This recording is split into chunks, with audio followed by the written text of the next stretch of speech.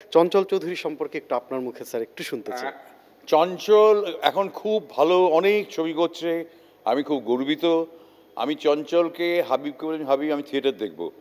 আমি একটা নাটক দেখতে গেছিলাম, নাটকটা হ্যাঁ হ্যাঁ জি একদম। সেই নাটকটা দেখে আমার মনে হয়েছিল যে এই অভিনেতাকে দিয়ে আমার চরিত্রটা খুব কঠিন চরিত্র ছিল মনের মানুষে, খুব ভালো হবে। ওটা মামুনের নাটক ছিল না? মামুনের পরিচালনায়। তা চঞ্চল আমার সঙ্গে যখন কাজ করেছিল অসম্ভব শেখার ইচ্ছে, আর মাঝে মাঝে খুব নার্ভাস হয়ে যেত। আমি বললাম পারবো না দাদা, না হ্যাঁ খুব পারবে, করো চলো রেডি।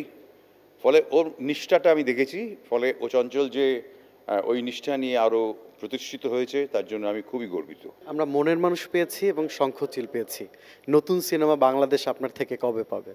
আমরা চেষ্টা করছি, আমাদের বীজ একটা রোপিত হয়ে গেছে, তাই সেটার এখন আস্তে আস্তে আমরা লালন পালন করছি।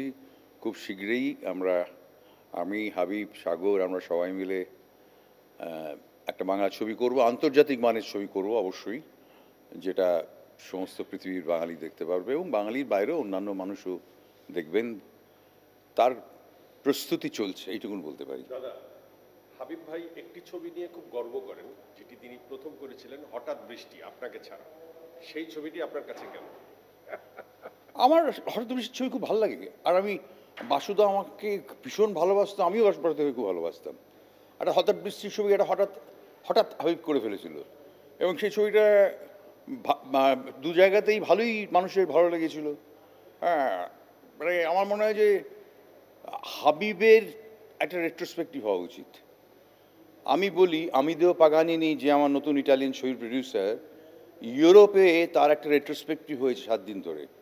ও বিখ্যাত ডিরেক্টরদের ছবি করেছে সমস্ত, সেই অভিনেতা অভিনেত্রী সবাই মিলিত হয়েছিল। হাবিবের একটা রেট্রো হওয়া উচিত, সে 1 সপ্তাহের রেট্রো, ওর প্রয়োজিত ছবিগুলো দেখানো হবে, যেখানে আমরা পরিচালকরা অভিনেতা অভিনেত্রী সহ প্রযোজক সবাই মিলে এসে আমরা পালন করব, আলোচনা করব, সেমিনার করব এবং একটা বই বার করা উচিত। এটা আমি সাজেশন দিয়ে গেলাম সবাকে, হাবিবের একটা রেট্রোস্পেক্টিভ হওয়া অত্যন্ত দরকার।